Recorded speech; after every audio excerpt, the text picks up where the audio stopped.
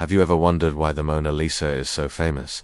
Is it her enigmatic smile? Leonardo da Vinci's genius? Well, the truth is a lot more scandalous. For centuries, the Mona Lisa was just another masterpiece tucked away in the Louvre, appreciated by art connoisseurs, but hardly a household name. That all changed on a summer morning in 1911. On August 22, 1911, a painter walked into the Louvre, set up his easel in front of an empty space on the wall, and waited.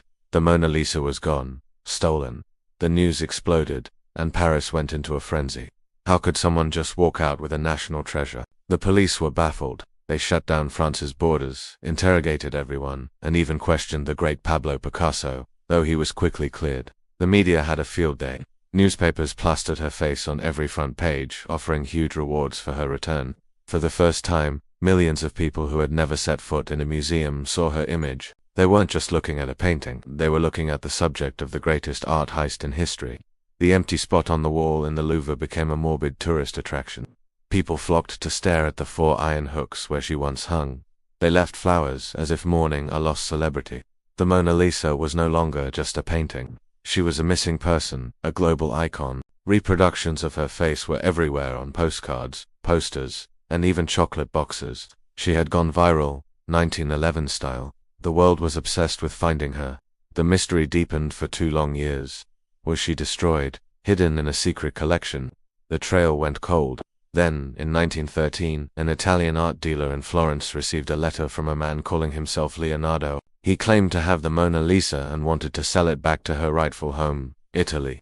This man was Vincenzo Peruggia, an Italian handyman who had once worked at the Louvre. His motive, patriotism. He believed the painting had been stolen from Italy by Napoleon and that he was simply returning it. A common misconception, by the way Leonardo himself had brought the painting to France. Peruggia had masterminded the theft with stunning simplicity.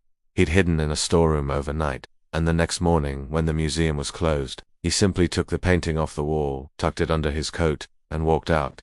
The guard on duty had even helped him with a jammed door, completely oblivious to the masterpiece tucked under his arm. When Peruggia was caught, he became a national hero in Italy for a short time.